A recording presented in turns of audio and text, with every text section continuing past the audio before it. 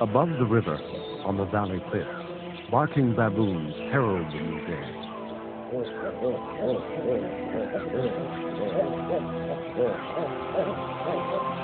Ancient Egyptians may have noticed that the hierarchy of the baboon troop mirrored their own society, with the dominant male assuming the role of pharaoh, and select females that of the royal harem.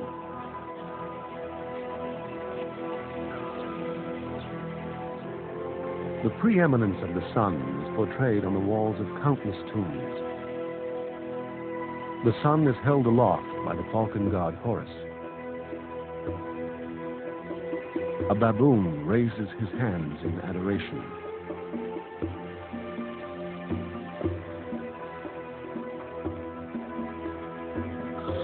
The lion is a key solar creature, often portrayed as the protector of the sun.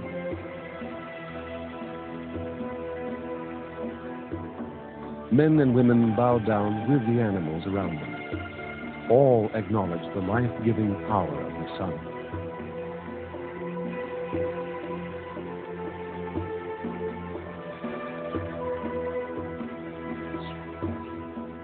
On temples, baboons stand at attention in its honor.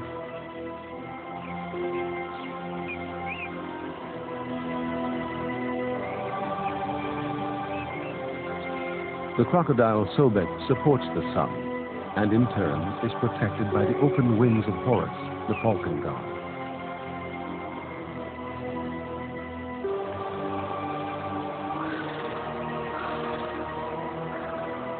At dawn, vultures spread their wings to soak up the sun's heat and prepare themselves for flight.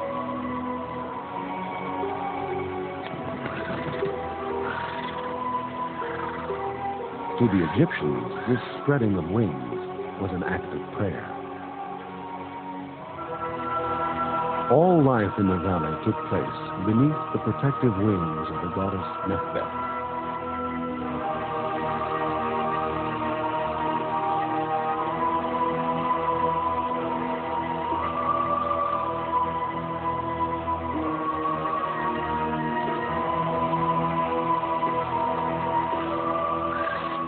The vulture entered the hieroglyphic language as the word Mut, which means mother.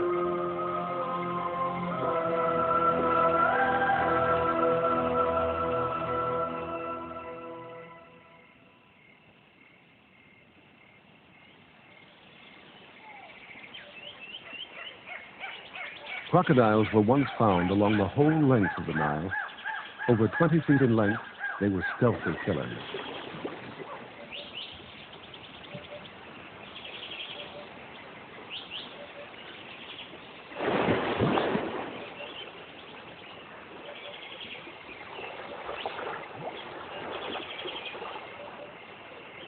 With gaping mouths, they paid their dues to the sun, but this posture was also perceived as a symbol of aggression.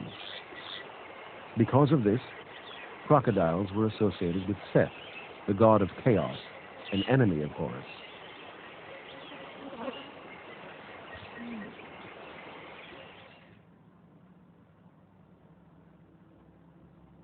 Crocodiles were also accorded high status as protectors of the pharaoh.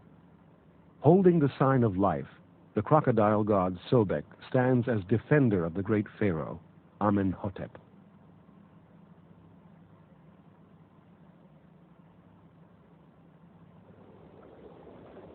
Images of nature also infuse every aspect of temple architecture. Twin pylons represent the high cliffs that enclose the Nile Valley.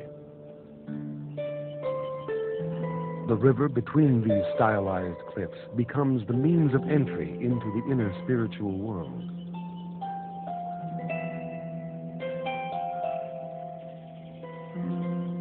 Temples glorify the animals of the river, transforming them into gods. But nature was mimicked as well as idolized. These temple columns suggest a stand of papyrus reeds.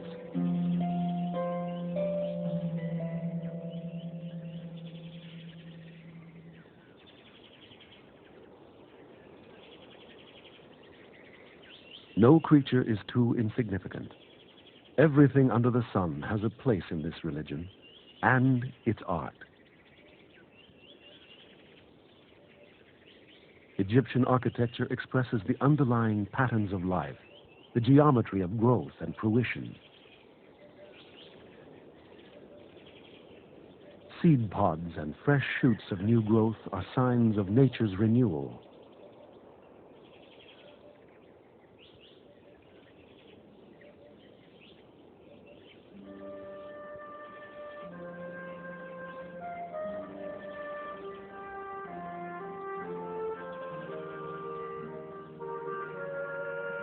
Presiding over all life on the river was Osiris, the green-faced god of fertility. With his shepherd's crook and grain flail, Osiris answered the prayers of both herdsmen and farmers. "Thou art the Nile," said the Pharaoh Ramses in his hymn to Osiris. "Gods and men live from thy outflow."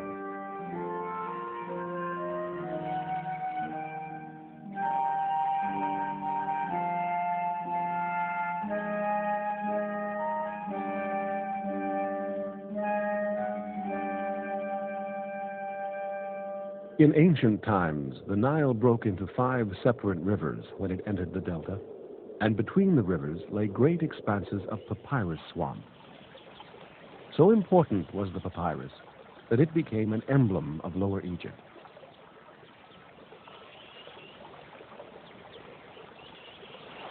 Here, near the source of the Blue Nile, the task of gathering papyrus is fraught with danger. As they approach in their flimsy papyrus canoes, the men make as much noise as possible to scare away hippos, crocodiles, and snakes.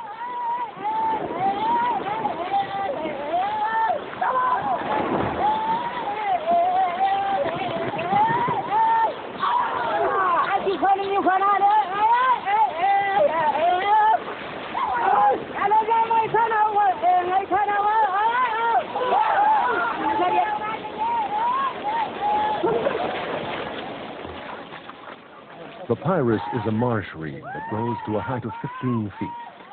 Its stalks are riddled with air chambers, and this makes it unusually buoyant and ideal for boats.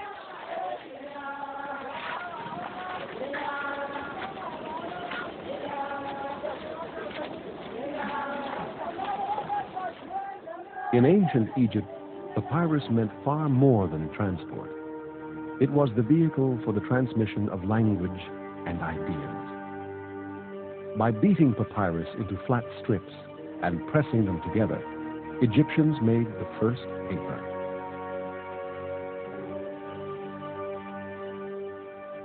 The dangers of the river were often recorded with wry humor.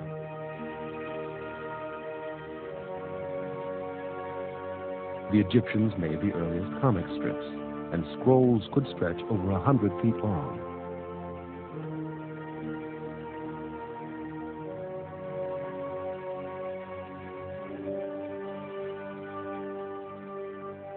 In Egypt, the scribe was part bureaucrat, part priest. His work allowed a great nation to be unified. He chronicled its history, preserved its myths, and ensured government efficiency. For the pharaohs, information was power. What gave the scribe his power was the language of hieroglyphs. The hieroglyphic text derived many of its images from nature. As the language evolved, animals became dissociated from nature and simply came to represent sounds and letters. The horns of the cow god holding the sun disk became the sign for the sound oop. This leap from nature to symbol to sound is at the heart of all future writing.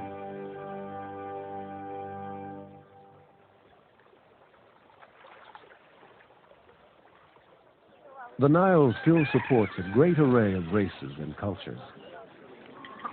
Nobody lives closer to the river than the Nuer. When the annual floodwaters recede, the Nuer return with their cattle to the river's edge. Once the flood damage has been repaired, the women take great pride in looking after their huts.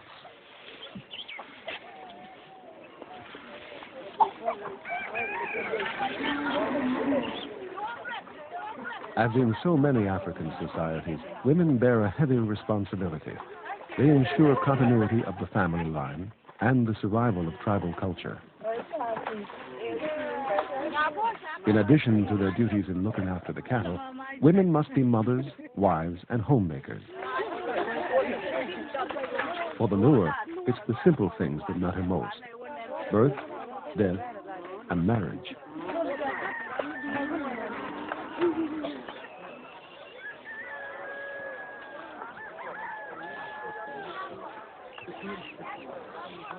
Anuk has 4 daughters. Like all Nuer girls, they will marry in their early teens. This elaborately decorated patio seat announces the girls' availability.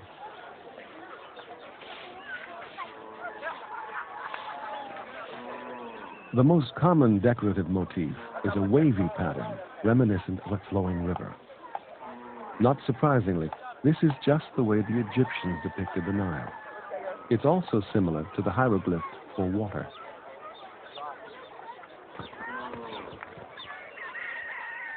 Mud is also shaped into cones that top every Nuer roof. Each is a kind of coat of arms, a family totem.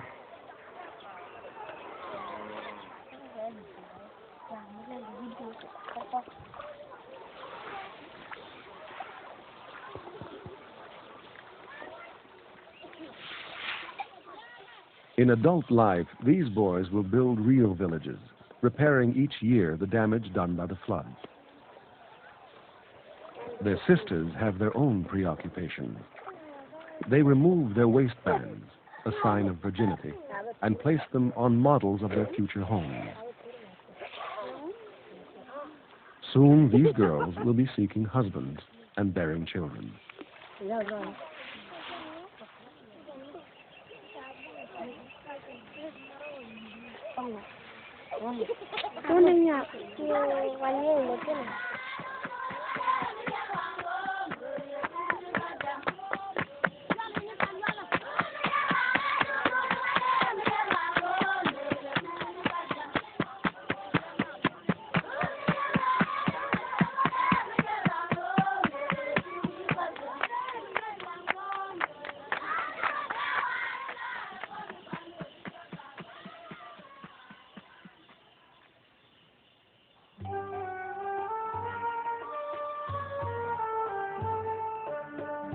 The women of ancient Egypt were renowned for their beauty, and much of the poetry is about courtship. How delightful, my beloved, to go down with you to the river. I look forward to the moment when you will ask me to bathe before your eyes.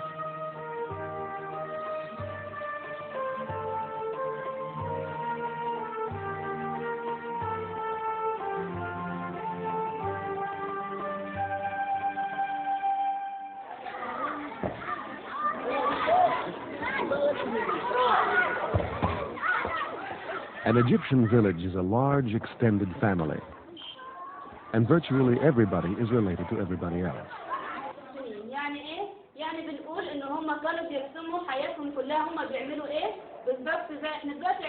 The children may not know what jobs they'll have when they grow up, but many already know who they'll marry. As in ancient Egypt, most girls get married at an early age. بنفس الطريقه كده وبيلتموا واحنا بعد كده قدرنا نشوف ايه الحاجات اللي هم كانوا بيعملوها.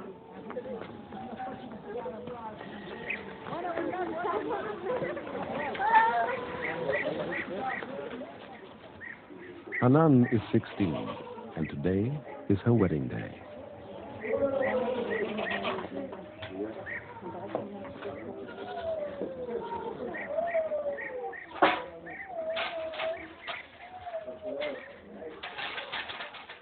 This is the last time she'll carry out her domestic duties at the home of her parents. Though not exactly apprehensive, she knows her life will be very different. كل حاجة بعد الجواز كل حاجة هتتغير. I know that once I'm married, everything will change. When you become a housewife, it's very different from being a young girl. هنا بروح واجي يعني. Till now, I've done as I please. But in my husband's house, I'll have to ask his permission to do certain things. And if he says no, that's it.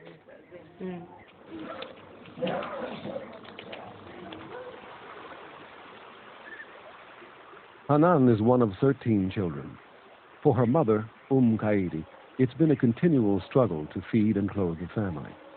It's a familiar story in the villages along the Nile, and if Qaidi has one hope, it's that her daughter will be more fortunate than she was. أتمنى لها كل خير وأتمنى لها كل سعادة تسعد مع جوزها وتخلف منه. I wish her every happiness and hope she'll bring her husband much prosperity. I don't want her to be like me. I've had too many children and I've suffered a lot. If she has just 2 children, she'll be able to feed them and send them to school. In ancient Egypt, a wedding was described as founding a house. Before the festivities, Qaidi inspects her daughter's new home. The groom's mother greets her at the door. دي بقى اوضه الصاله بتاع اوضه الجلوس وهنا اوضه الجلوس. This is the hall leading to the sitting room. This is the sitting room, and we'll have curtains here and here, and the entrance will be here. Here we come to the salon. Here there will also be curtains, and there will be carpets on the floor.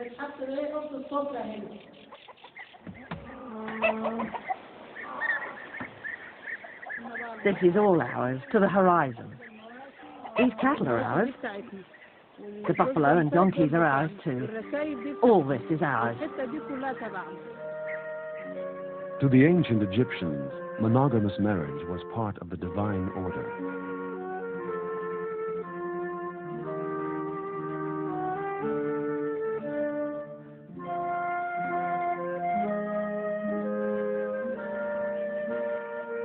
Here, the dwarf tailor Seneb is presented in a family group.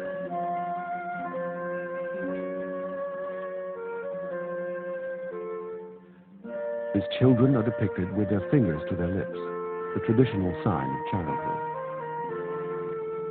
Egyptian sculptors celebrated the tenderness between man and wife.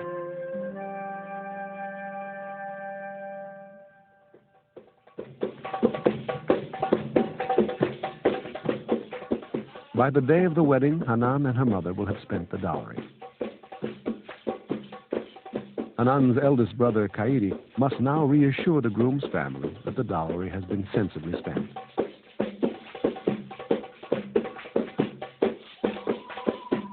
Hanan's husband-to-be, Ahmed, looks on as Qaidi signs a document listing the young couple's new possessions.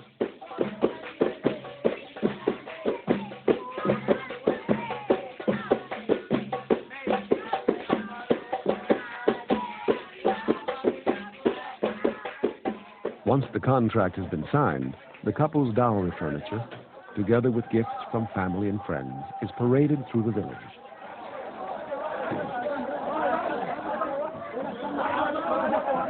Everyday events like this shaped the ancient Egyptians' vision of the afterlife. Just as the young couple take their furniture into their new home, their pharaonic ancestors took their everyday possessions into their tombs when they died.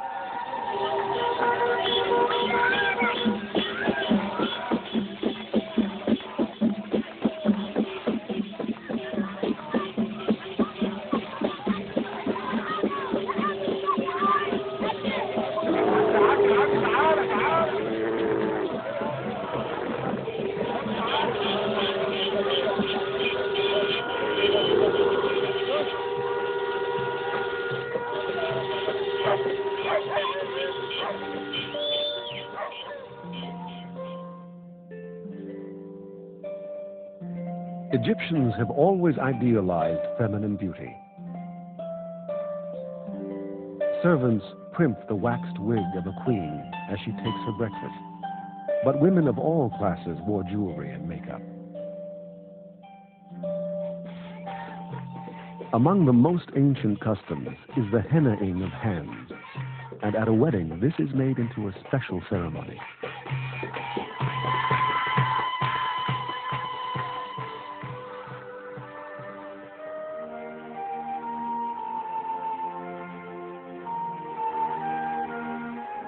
While gold, silver, and rare gems were imported from the Near East, eye makeup like kohl came from as far away as Ethiopia.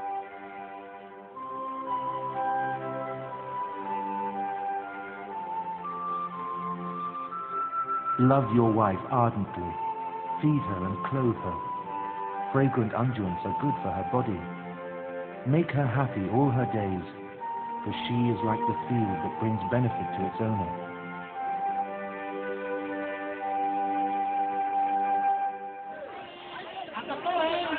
At Hanan's wedding, everyone's contribution is acknowledged, and Kaidi reads out a list of gifts and givers for all to hear.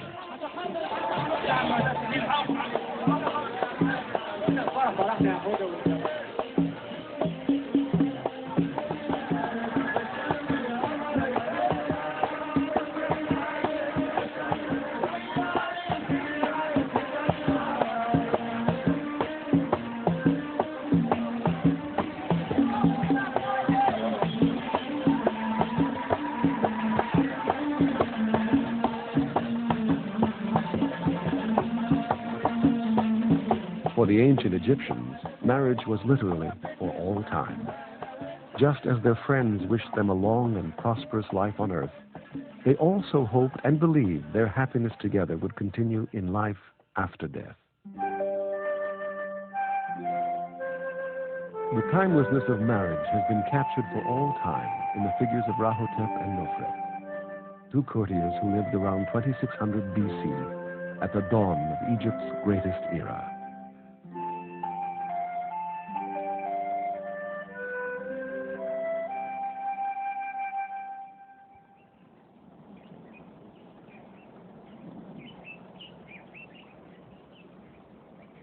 By the time the Romans overran Egypt in 30 BC, the pharaonic world had begun to crumble. Two giant statues, the Colossi of Memnon, are all that remain of a once great temple. During the 1,000 years before Christ, the Egyptians suffered many invasions. Although their belief system remained intact, the invaders came to exploit the country as well as to marvel at its culture. The temple behind the Colossi was destroyed by an earthquake. Now the newcomers made their own mark. One Roman emperor carved his name on the stone, and casual vandalism has continued from that day on.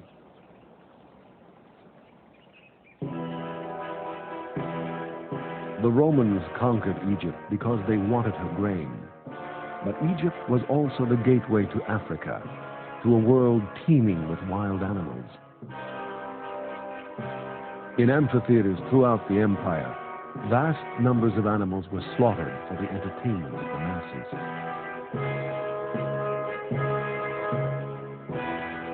5,000 wild animals were killed on the day the Colosseum opened in Rome.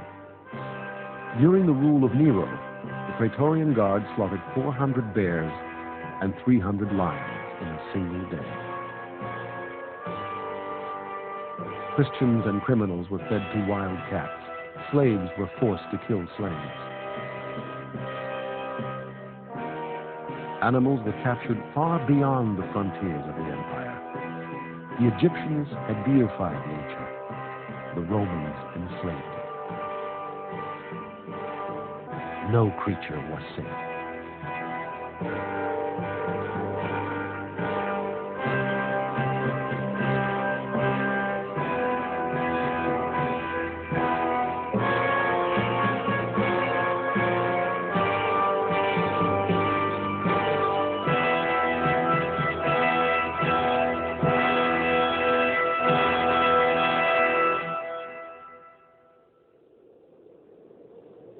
The waters still tumble over the falls at Tisisat, but the mountain elephants have long gone. It wasn't just hunting that drove them to extinction, but the loss of their forest home.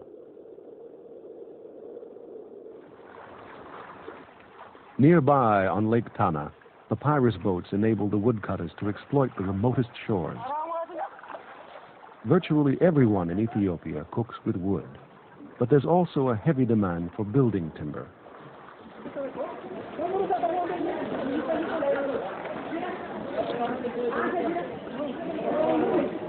Today, there are 50 million Ethiopians, 3 times as many as in 1950, and the vast majority live off the land.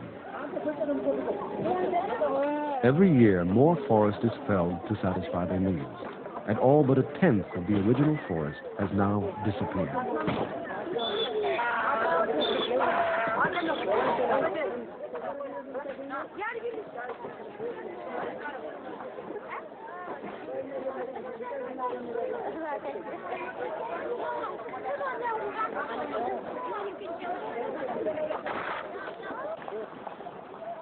This is eucalyptus. In many areas, it's the only fuel available for cooking.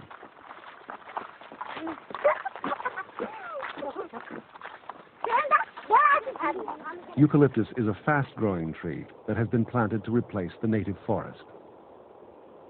It's also a menace. With its thirst for water, it breaks up the soil and causes serious erosion. All that's left of the native forest here is a single acacia tree. The surrounding eucalyptus supports little wildlife. Over much of the highlands, forests have been cleared. After the rains, the fields look lush and green. But with no trees to bind the soil, the land is raked by summer winds, and huge volumes of topsoil are washed into the rivers. Scattered around the Ethiopian highlands, however, are small oases where nature survives. The monastery of Debre Libanos is surrounded by its own Garden of Eden. Ancient Christian traditions are saving wildlife from extinction.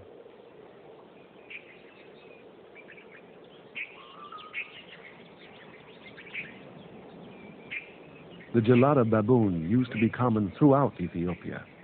Now it's very rare and can only be found in isolated forests like these.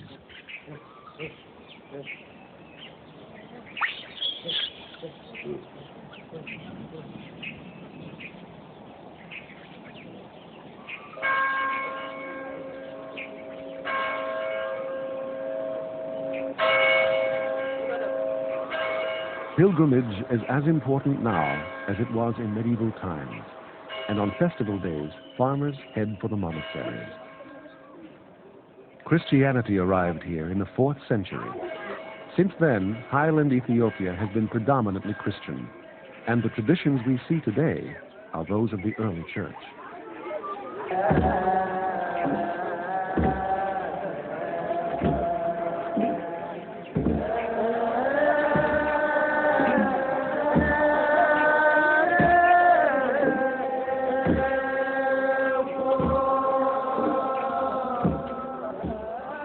They still use the sistrum, an instrument played by priests in the temples of ancient Egypt. Ethiopians were long part of a ribbon of Christianity that ran along the Nile from Alexandria in Egypt to the highland headwaters. The churches of Egypt and Ethiopia are linked by common beliefs and centuries of isolation from mainstream European Christianity. Both churches have a powerful monastic tradition, and their spiritual leaders always come from the monasteries.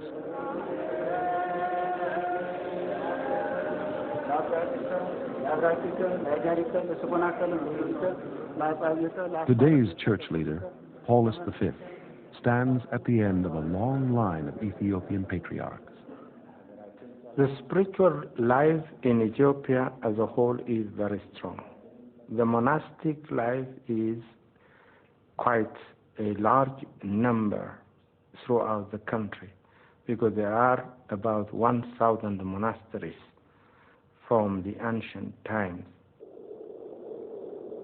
Among the most ancient monasteries are those on the islands of Lake Tana, source of the Blue Nile. Like Debre Libanos, these islands are thick with native forest.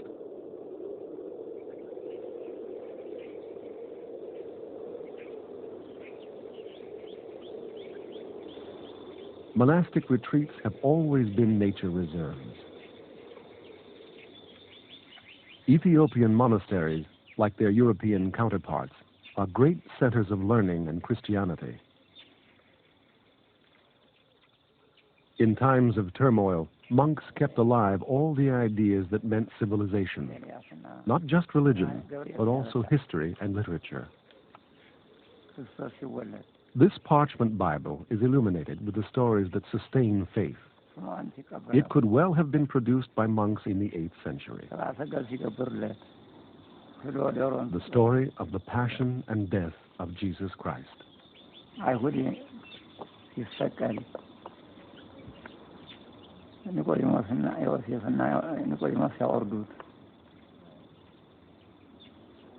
The material world holds little attraction for monks.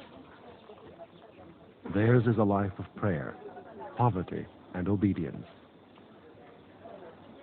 Living in sanctuaries of devotion, isolated from the distractions of the outside world, Orthodox tradition dictates that man will find God by contemplating nature. As well as being libraries, monasteries are also nature reserves. For the monks, nature is the other book through which God speaks.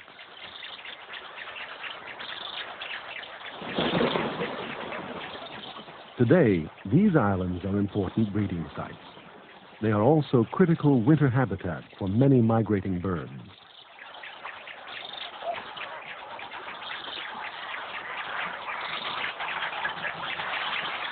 Respect for bird life is shared by all Ethiopian highlanders.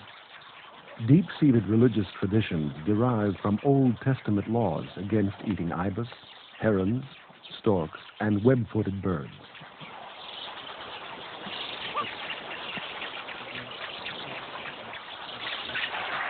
Dietary prohibitions have effectively conserved an astounding 96% of the country's 830 bird species. Even during the famines of recent decades, the birds on Lake Tana were left in peace. To live in harmony with nature is to be close to God. Every monk strives to find himself inside nature's web of life.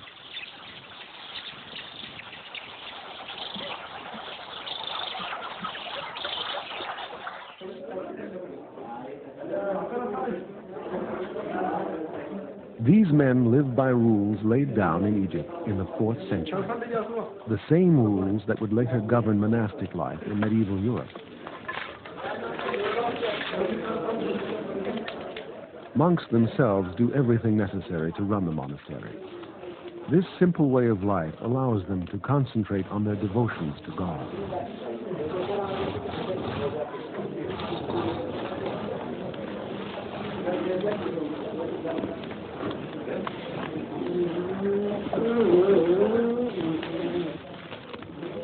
No one complains what kind of obligation is assigned to him. This is just an absolute submission of all members. So they do whatever is being asked and required from them. Then they live together. They eat once a day, very minimal and simple food.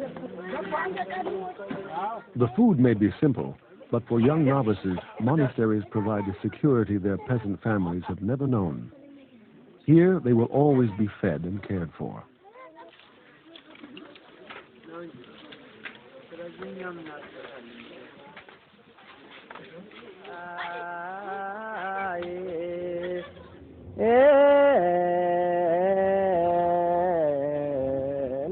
At Debre Libanos, the life of communal prayer and contemplation continues far into the night.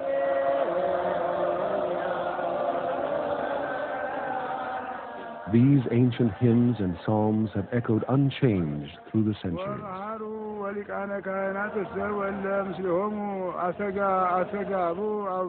For some monks, however, life in the monastery is not austere enough. They set themselves apart to live in solitude.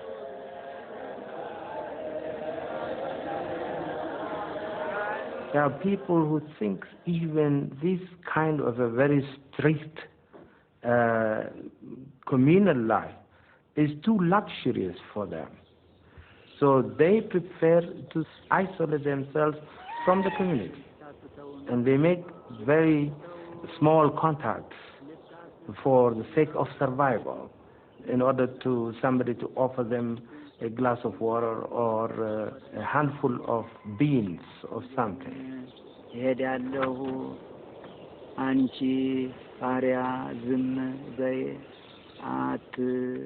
Father Atello came to Debre Libanos as a child.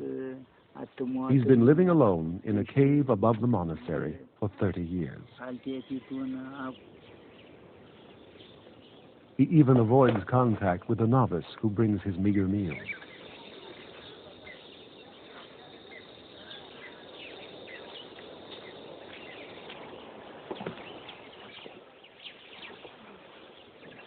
When Father Atello first became a hermit, he vowed not to eat, but became too weak to pray. A rigorous routine of prayer dominates his daily life.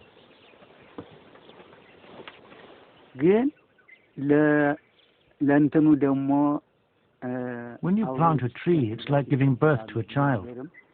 We are monks without hope or desire of producing offspring. Planting trees brings reward and grace from God.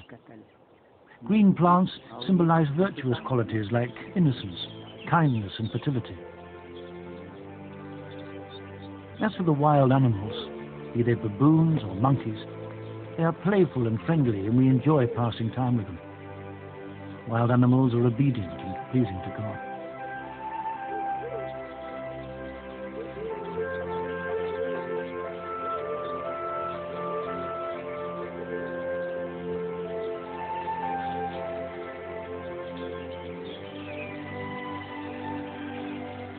The people who live a monastic and spiritual life, they simply care for everything. Even for the trees, even for the stones to be broke into two pieces. They would mind to do that.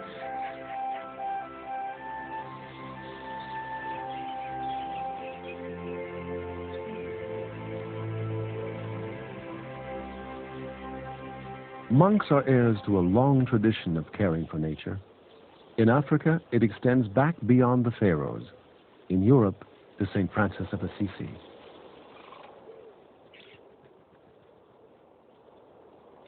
In Ethiopia, monasteries are a last oasis of hope for much of the country's beleaguered wildlife.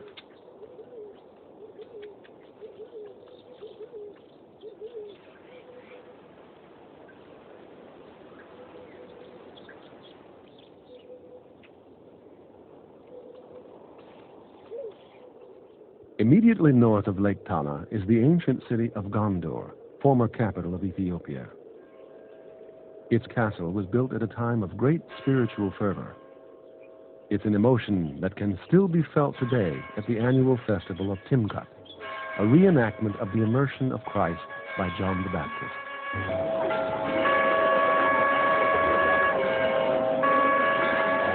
Timkat celebrates the sanctity of water, and it starts with a parade of the Ark of the Covenant.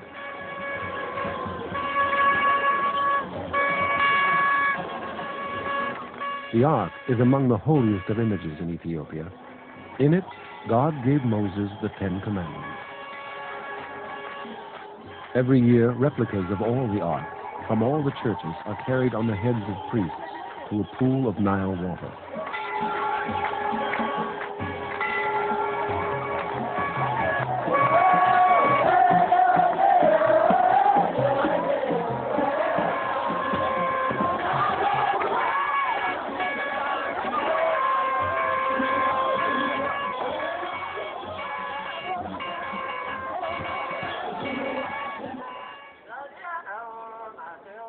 Just as Christ was baptized in the River Jordan, so the people of Gondor are rebaptized every year in the headwaters of the Nile.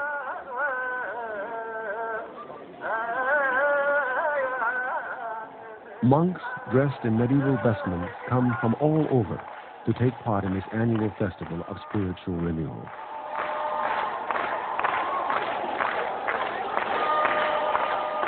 The ceremony begins with a candlelit crucifix set adrift on the waters.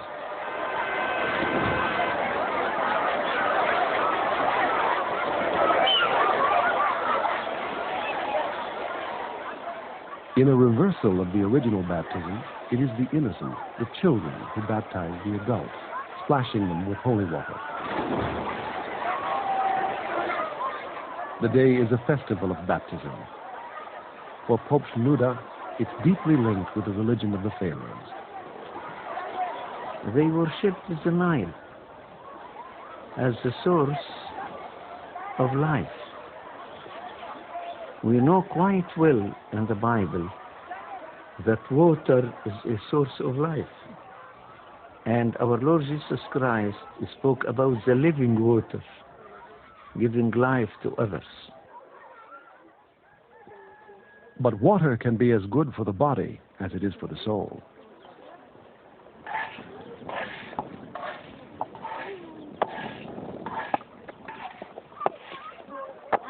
Near the source of the Nile, whole families gather, drawn to the enduring presence and energy of the river. Here they pray for their sick, their halt, and their lame. These are festive occasions. They break bread, drink coffee, and pray.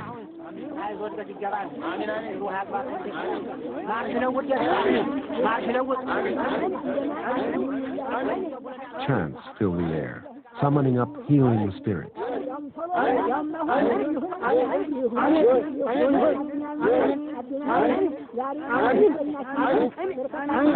Offerings are made to the gods of the Nile. It's a powerful invocation combining fire and water and blood.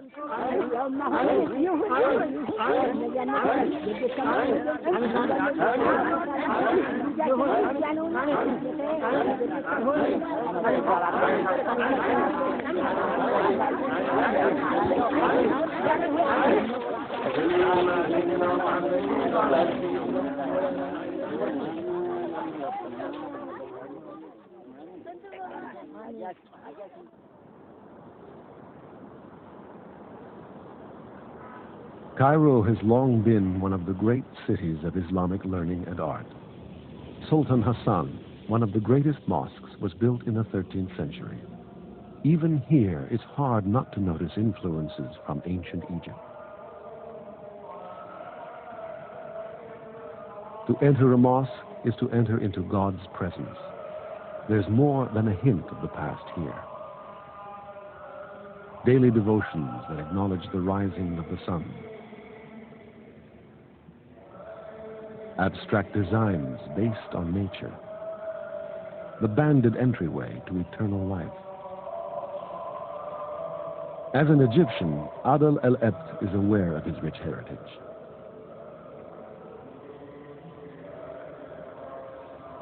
I'm a Muslim, and I cannot be Muslim till I believe in all prophets, from Adam, Abraham, Moses, Jesus, and Sayyidina Muhammad sallallahu alayhi wa sallam. We have to believe in all of them, and respect them, and study them, and be good to everybody, whether he's Muslim, Christian, or Jews. You have to respect them. You cannot be a Muslim without respecting the other religions, and it is stated clearly in the Quran that we have to believe in all other religions and prophets and respect them, and don't differentiate between either one.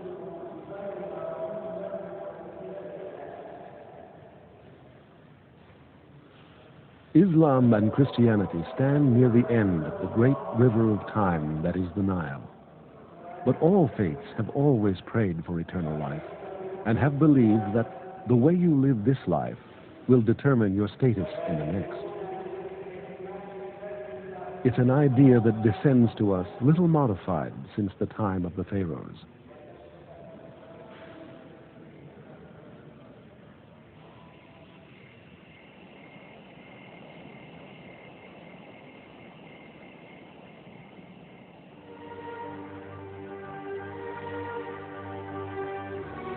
Countless tomb paintings show funeral processions, with professional wailers weeping for the spirit of the departed.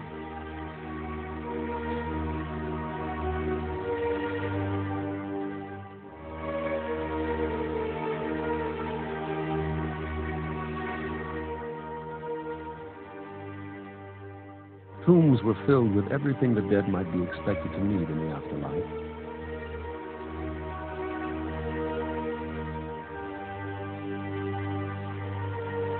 Even down to their sandals. Vast numbers of mummified animal gods were also placed in the tombs.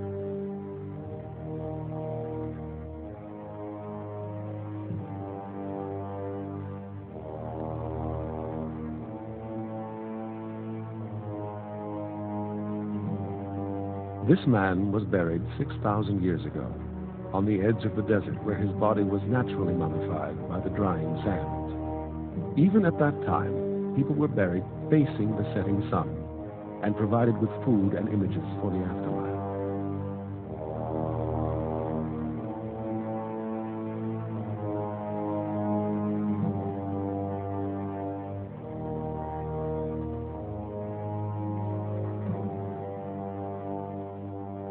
The tradition of preparing for eternity was so strong that by early Pharaonic times, realistic sculptures were placed in tombs, waiting to be inhabited by the spirits of the dead. Glass eyes enabled the dead to gaze out on a new life.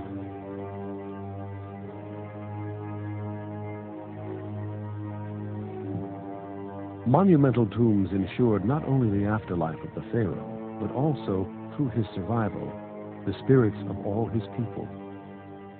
For the Egyptians, the most terrifying thing in the world was the idea of oblivion, that they would fail the tests that gave them entry into the underworld.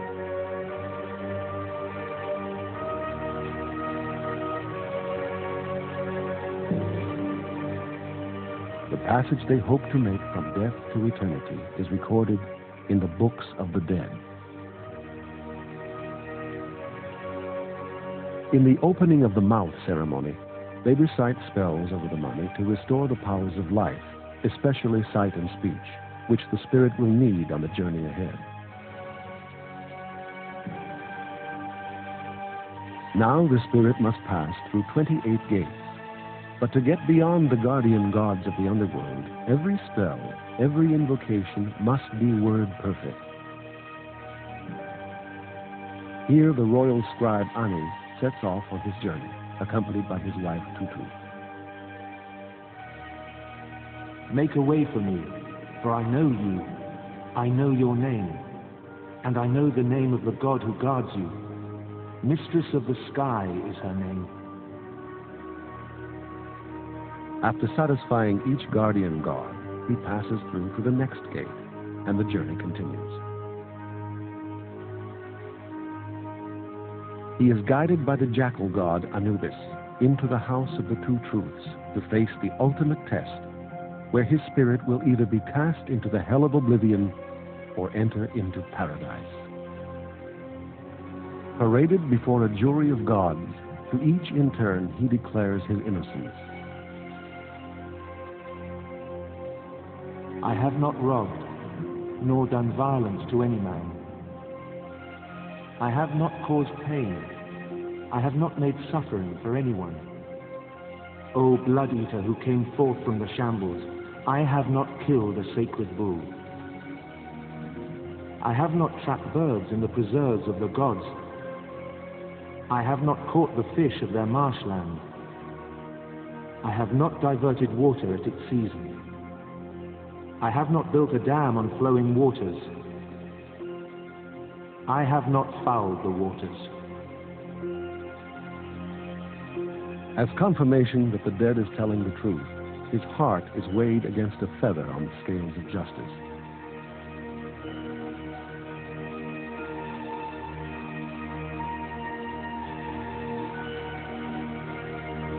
The beast Ammut stands ready to devour any heart laden with sin.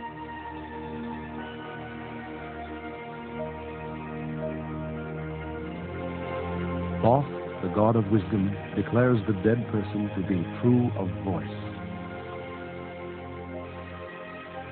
He is then led to meet Osiris, the god of the underworld, who ushers him into paradise.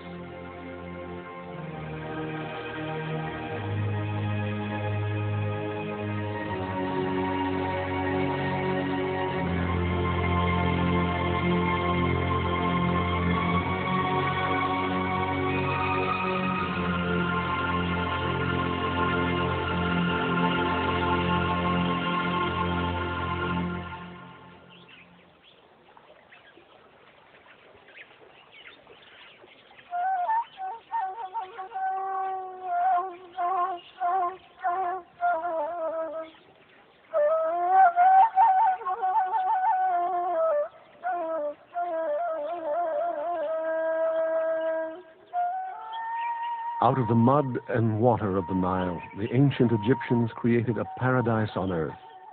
In their imagination, it could not be bettered, and they took the best of it with them to the next world.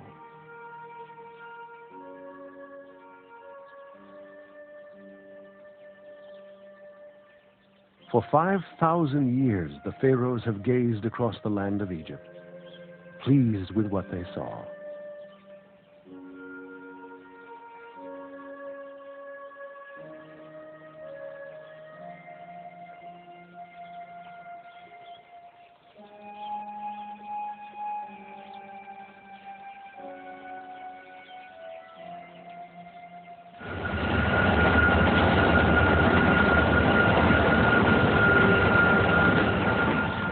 Plainly, the view has changed. The industrial present has arrived, but it still exists side by side with an agricultural past.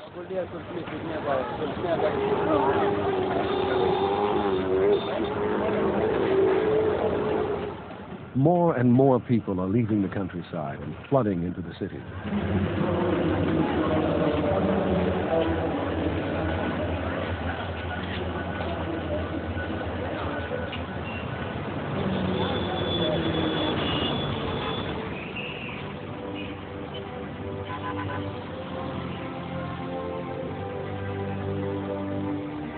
In the modern world, men and women live far from nature, far from the world that shaped the beliefs of ancient Egypt.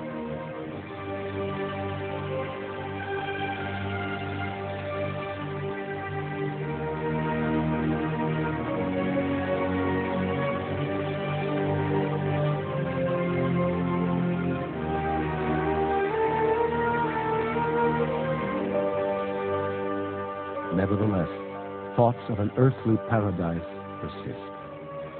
All societies, all religions across the ages aspire to return to a Garden of Eden. It's a place that lives on in our imagination and can still be found along the headwaters of the Nile. Our ends are in our beginnings, the poet Eliot once said, and the end of all our exploring will be to arrive where we started and know the place for the first time.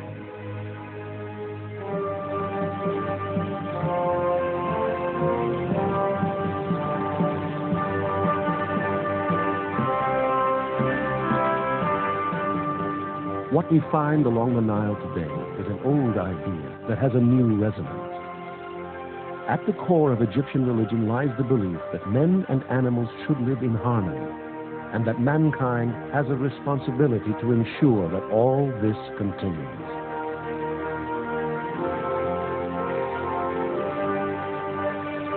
It's an idea that persists, shimmers in the memory of an ancient time when the Nile was the river of God.